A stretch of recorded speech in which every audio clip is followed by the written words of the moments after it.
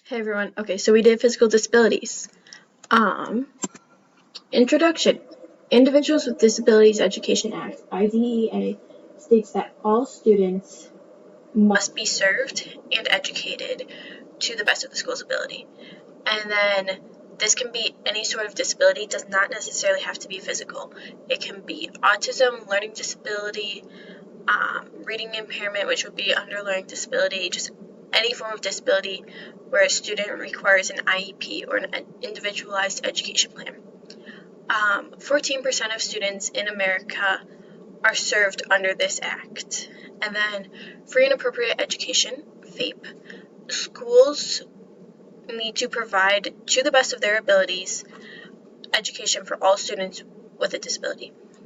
This can range from providing mobility services, occupational therapy, just any service that the student requires so they are able to succeed and achieve their goals at the same level and to even out the playing field. Low incidence. So physical disabilities are low incidence, meaning they are not necessarily severe or they are combined with other disabilities.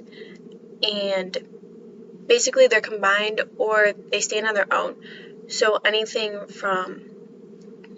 that just impairs a person's movement and just physical activity. So descriptions and definitions. A physical disability, or PD, is anything that impairs a daily activity, as I already said. So this can be cognition, so thinking, the ability to retain information, be it visually, audio, audio, I guess that's a word. Just any form of movement that would require retention like that. Language. So if somebody is unable to speak properly, this goes along with movement or mobility.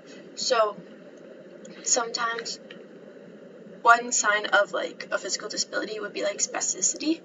So if one is unable to properly control their muscles. This goes along with language because the tongue is a muscle.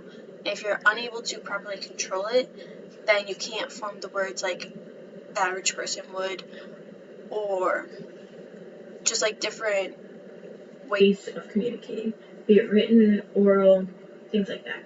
Movement, just getting to and from places, going across the room, just anything like that where it would be impaired and affect one's learning. And this is the most prevalent disability because it affects 30.6 million Americans. And then cerebral palsy, CP. This is an injury to the cerebral motor cortex. So either when a child is born, they are born with this injury, in which case the brain is called congenital. So the brain did not fully develop during pregnancy, and there is a defect. Or it can be acquired. So acquired would be a severe blow to the head. It's usually more in adults and older children. Severe blow to the head, car crashes, different accidents that when left untreated, it just affects the way a person is after. So this can be mobility, muscle tone, and so mobility would be movement, as I said, similar to physical disability. Being able to control muscles. So a lot of times with cerebral palsy, people either have spasticity or rigidity. So spasticity would be like muscle spasms, floppy. With babies, it's floppy heads, like unable to keep your head upright, things like that. And then super tense muscles would be rigidity, and just unable to properly control muscle functions. Okay, so in conclusion, teachers, when teaching those with physical disabilities, specifically cerebral palsy, need to learn how to use students' devices. This is so important. Students have all sorts of different devices, be it a mobility chair, some form of like AAC, like communication, just anything like that. Teachers need to know how to use it, and especially working with little children, they cannot assume that these children know how to use their device completely. So just having general information on how to operate and communicate with students is very important. Another thing is helping students to live life to the fullest. Just allowing these students and giving them the opportunities to succeed. Yes, they may have disabilities and it may impair certain aspects of their life, but these students still have potential and they still need to be given the ability to succeed and to reach their full potential.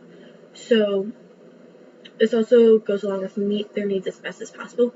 So just helping students out, helping and understanding that yes, they may struggle with certain aspects, but they are just as bright as every other student in the classroom. And just giving them the opportunities to succeed and to do well, and just supporting them in every way possible. So thank you. And then a quick bibliography, and that is all.